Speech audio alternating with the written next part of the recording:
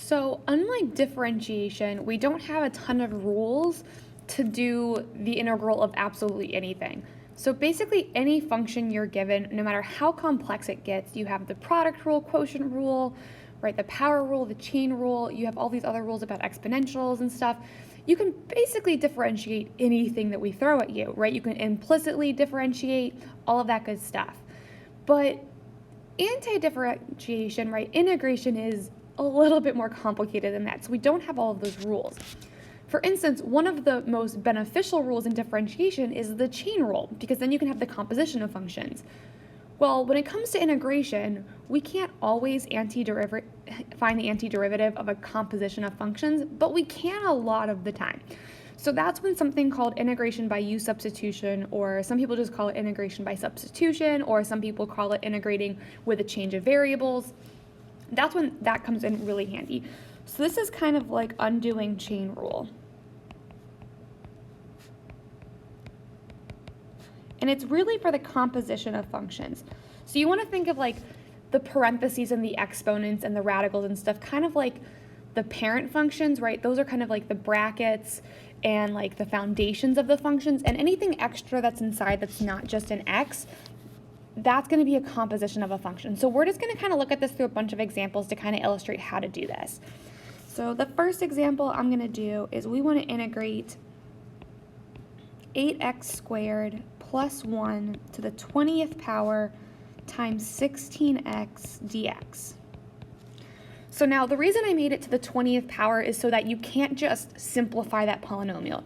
So if this was just like 8x squared plus 1 all squared, it might almost be easier and faster for you to just square that binomial in your head, multiply it all by 16x, and then just take the derivative like normal, because it's just basic power rule then. But the 20th power, even if you do spend the time or you know your binomial expansion rules and stuff, in order to expand this correctly, it's going to take a lot of time, there's a lot of room for error, and it's just why. There's an easier way. So the way that you kind of start to intuitively know what to pick for your u or your substitution is just practice and just kind of playing around. So if you're not sure right off the bat, usually the easiest thing to do is to look at whatever's inside the most complicated part of the function. So that might be a square root or a cube root, or like the denominator of a function or something like that. In this case, the most complicated part of the problem is the parentheses raised to the 20th power. So I'm going to let my u be all the stuff that's on the inside. So now as I start kind of like breaking this down, right? So now I only have a u inside of here. So u to the 20th power is super easy to integrate. So that seems good so far. So then I need to start making sure I can replace everything else. So I've replaced this. So now I need to work on the 16x and the dx.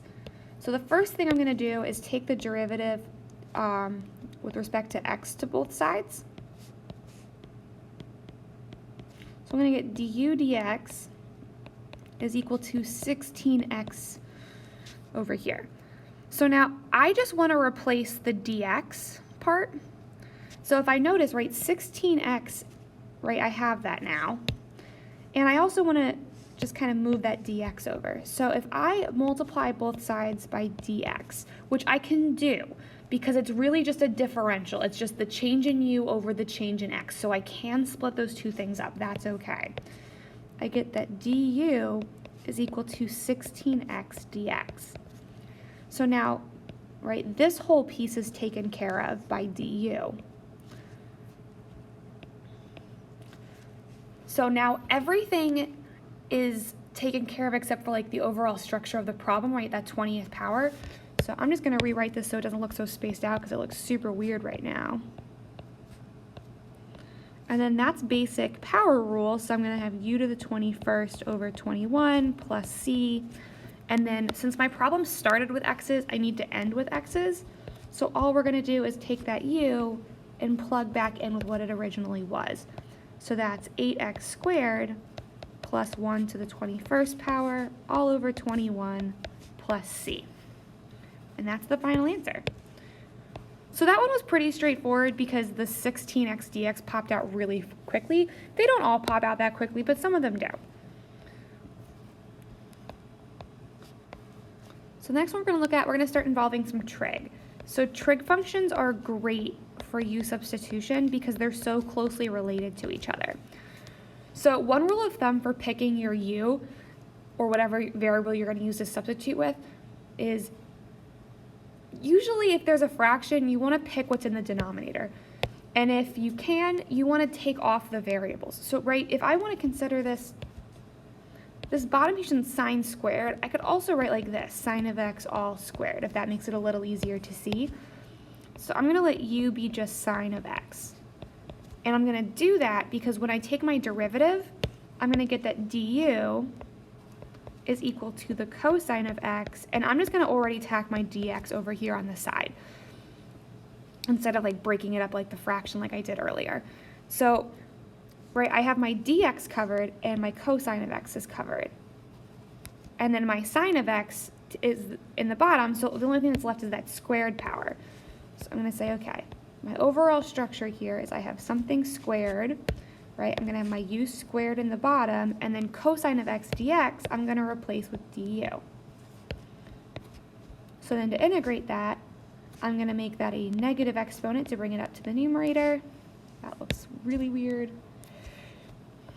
I like to put the tails on my u's when I'm doing math, just because I don't do this when I normally write, because otherwise my u's sometimes look like v's, and we do use u's and v's in the same problems sometimes, so we don't want to like get them confused. So if I'm doing power rule, I'm going to get add 1 to the exponent, so u to the negative first over negative 1 plus c. So that's negative 1 over u plus c.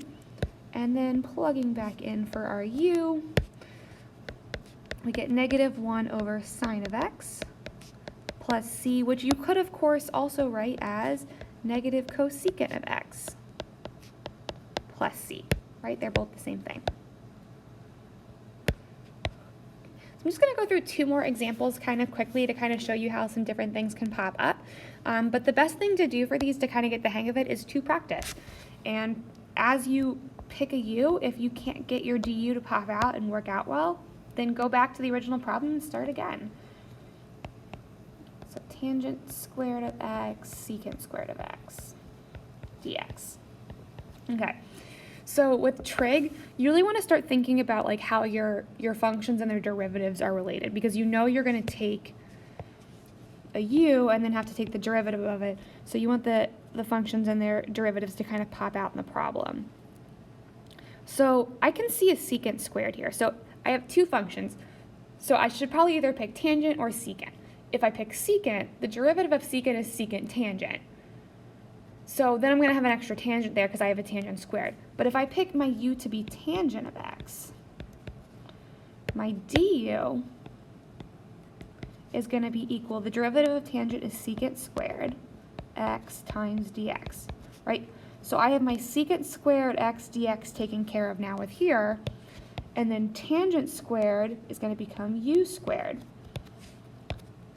So when I rewrite this, I'm going to get u squared du, which is just going to be 1/3 u cubed plus c. Don't ask why sometimes I make it a fraction in front of it and sometimes I put it in the denominator when I write. I just do whatever feels best. I don't know.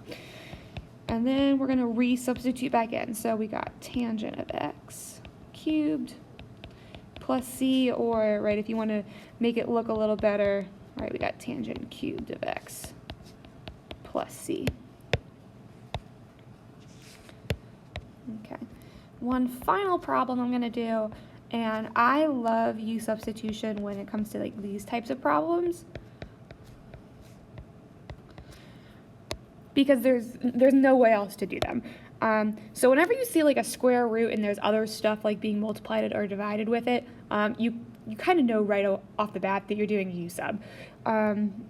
So the most complicated part of this problem is the square root, so I'm going to pick the stuff that's inside the square root. So if I take my derivative here, right, so now I've gotten this stuff taken care of. This is my u. So now I need to take care of the fact that there's a 5x and a dx. So my du is going to equal negative 2x dx. Okay. So the problem is I have 5x dx, right? So if I multiply both sides of this by negative 5/2, right, I get negative 5 over 2 du. Right, the negatives are going to cancel out, and then 2 times 5 over 2 is just 5x dx. So now I have this stuff taken care of. Looks like a cell phone, like an old style telephone or something. Right, this is just negative 5 halves du. There's a couple of different ways to do this. Sometimes I'll just kind of pull the 5 out front of the integral, and I'll just work on replacing the x dx. It's whatever's really easiest for you. Right, so this is going to become the integral of the square root of u times negative 5 halves du. And I'm just going to pull the negative 5 halves out front like a constant, rewrite my radical as a rational exponent. Negative 5 halves times, if I add 1, I'm going to get 3 halves. Dividing by that's going to be multiplying by the reciprocal. So my 2's here are going to cancel out. So I'm going to get negative 5 over 3 times replacing my u with this stuff. I'm going to get 1 minus x squared raised to the 3 halves power plus c.